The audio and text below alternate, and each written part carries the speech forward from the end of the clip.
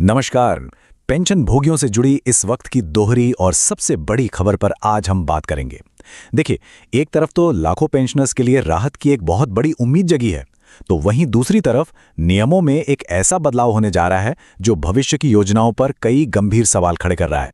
आज की तारीख में हर पेंशन भोगी के मन में बस यही एक सवाल है, क्या सरकार न्यूनतम पेंशन को बढ़ाकर आखिरकार राहत देगी या फिर जो नए नियम आ रहे हैं उनसे एक बड़ा झटका लगने वाला है।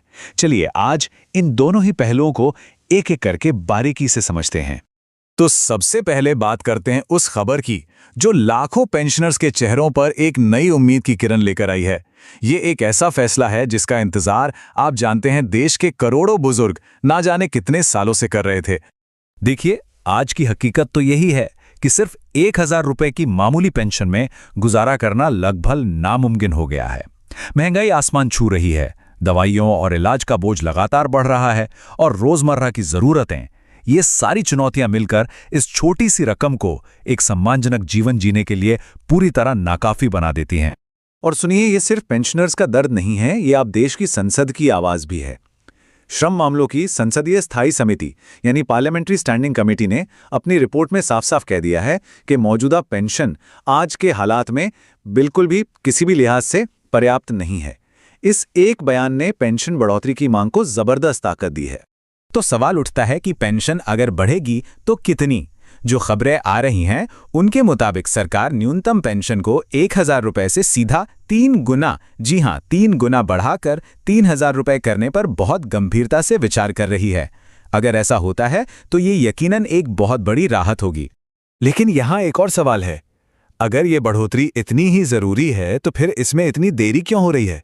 अब जरा तस्वीर का दूसरा पहलू भी देखिए, इस एक फैसले से जुड़ा हुआ भारी भरकम आर्थिक बोझ। देखिए, इस योजना का जो दायरा है वो बहुत बड़ा है।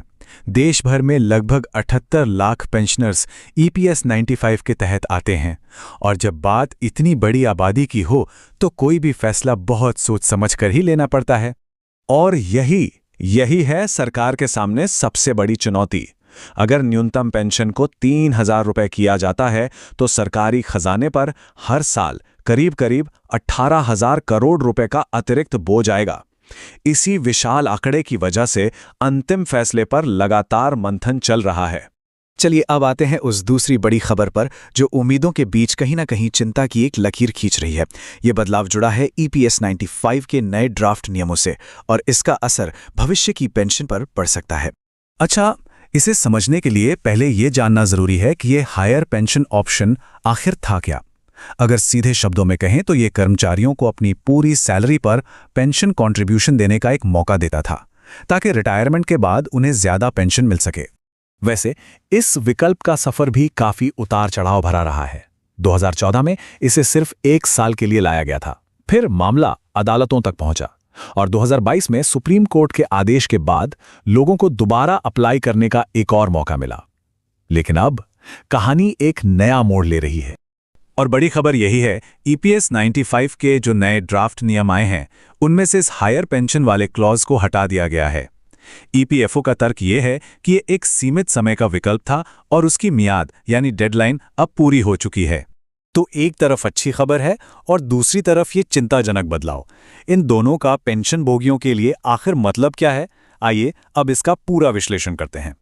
तो देखिए, तस्वीर बिल्कुल साफ है। एक तरफ सरकार न्यूनतम पेंशन की जमीन को मजबूत कर रही है, यानी जो पेंशन का बेस है उसे बढ़ा रही है, जिससे बड़ी संख्या में पेंशनर्स को सीधी राहत मिलेगी। वहीं दूसरी तरफ ज्यादा सैलरी वाले लोगों के लिए भविष्य में ज्यादा पेंशन पाने का एक अहम रास्ता बंद किया जा रहा है। लेकिन इन तमाम बदलावों और चर्चाओं के बीच पेंशनर्स और उनकी यूनियनों की जो असली मांग है वो आज भी जस की तस है कि न्यूनतम पेंशन 7,500 रुपए हो और उसके साथ महंगाई भत्ता भी मिले। सवाल अब भी वही है कि आखिरकार देश के करोड़ों बुजुर्गों के लिए एक सम्मानजनक और सुरक्षित भविष्य की असली कीमत क्या होनी चाहिए।